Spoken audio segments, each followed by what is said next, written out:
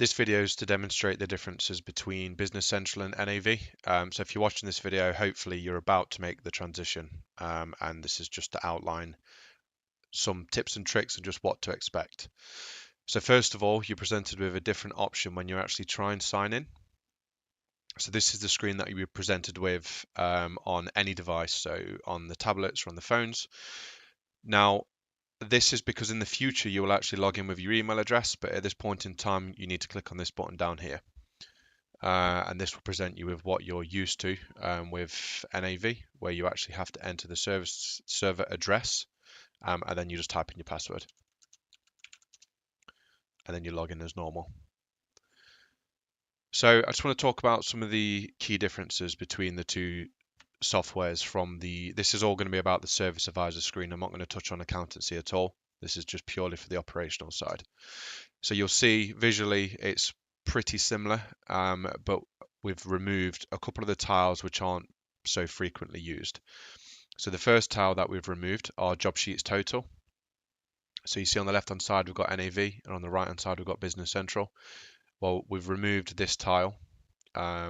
We've removed the inspections pending tile, and we've removed the VHC complete tile. Now these were very rarely visited tiles. You can still get access to this information, but what you see here is now far more relative to today. If you want to get access to, let's say, pending inspections or completed VHCs, we recommend that you go for the menu at the top. So for example, if I select vehicle health check up here, this is going to take me through to all of the vehicle health checks, and there up here I've then got the facility to filter to particular preset filters. Or let's say I wanted to filter to just the complete ones. I'm just going to close this fact box. If I select a completed VHC and right click up here and click filter to this value, then I can gain access to just the completed VHCs. So what else is new is how you can actually filter. And you can actually filter to multiple sort of values. Now to bring up this menu here, you can either start by filtering, or you can click this filter button up here. So I'm just going to go back to the home page. Same applies to vehicle inspections, same applies to job sheets. So if I want to see all of my job sheets, I recommend that you click up here and we change this filter to all job sheets. Again, I'll minimize the fact box, and then we've got all the job sheets here. If I wanted to set up custom filters, I can click the filter here, and then I can start deciding I want to filter by particular statuses. So if I want to filter to pending, I can go work status code and actually filter to any column that I want to. So it's quite cool. In the newer version of this, so an update which will come down the line, is you can actually save predefined customized filters as well. But for the time being, that is how you access all job sheets.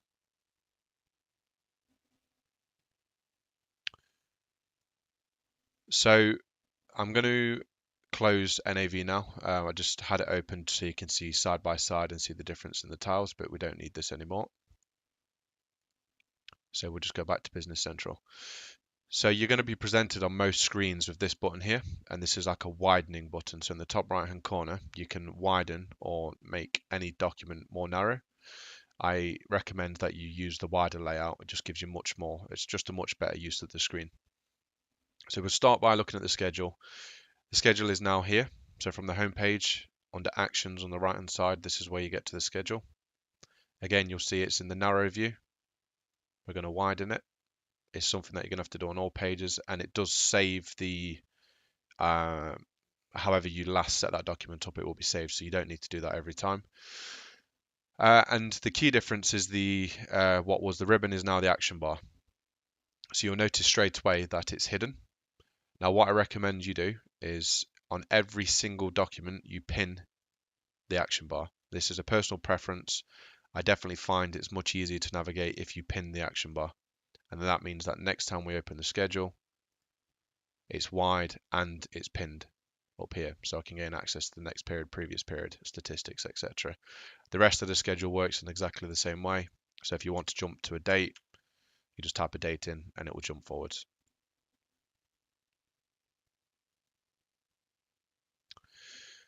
Okay, so we're just going to go into a job sheet now. We can access job sheets through the schedule, or we can go through these lists. So I'm just going to open up a random job sheet. Okay, likewise, this may be narrow when you come to it. I recommend that you widen the document. And then I also recommend straight away that you pin the taskbar again. So just get used to pinning this. The fact box is now, instead of the arrow pointing out to the right, you now have this button up here. It still functions in exactly the same way, except it's just now this button.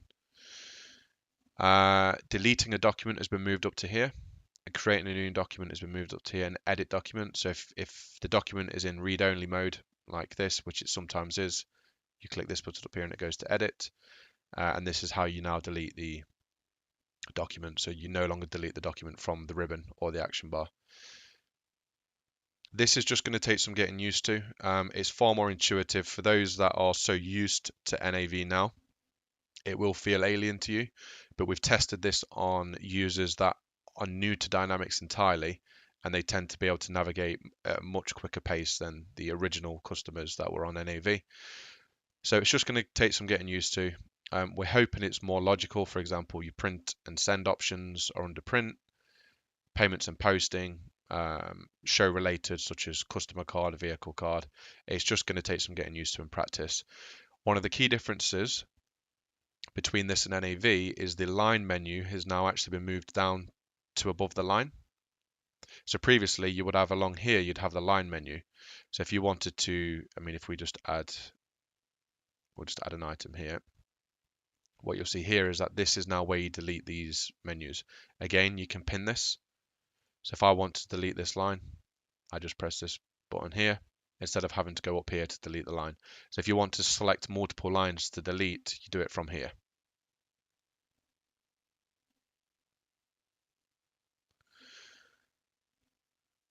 Again, with the comments as well, you have the comment menu above the comments. Enabling and disabling columns works in exactly the same way. So if you want to customize your screen, for example, if you wanted to hide the creation time, you can right click on the header of the column and just hide the column. Works in exactly the same way as NAV, so that hasn't changed.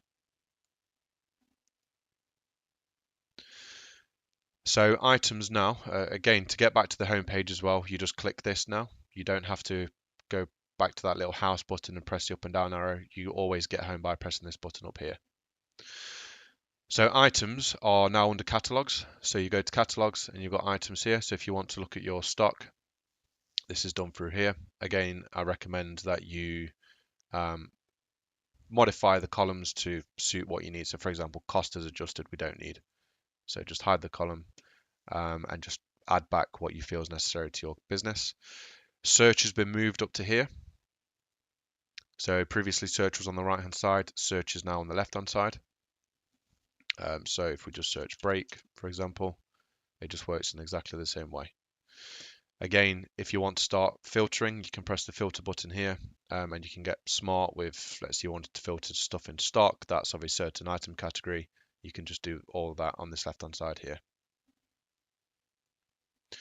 Posted documents, now instead of having to press the down arrow on the left hand side, they're just up here.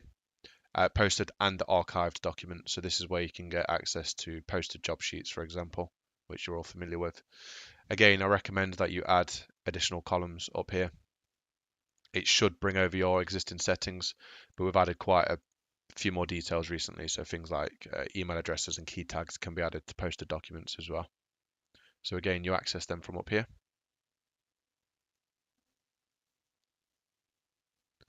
The end of day reports have been moved to here. So from the home page, now you have reports, you've got end of day, then you've got additional reports. Your service menu up here will mimic this menu. Purchasing is all to do with purchase orders, suppliers, purchase invoices. Catalogs are where you adjust your labor cards, external services, and create service packages. So apart from that, we've already moved quite a few users over. The transition is relatively natural, actually. It's gone much better than we thought it would in terms of the usability and people getting used to it quickly. So yeah, it's just a very quick run through, just to give you the heads up on some of the changes and what to expect. Like I said, this is purely just from the service advisor's perspective. I will be doing one on the accountancy side, which will come at a later date. Any questions, just please let me know.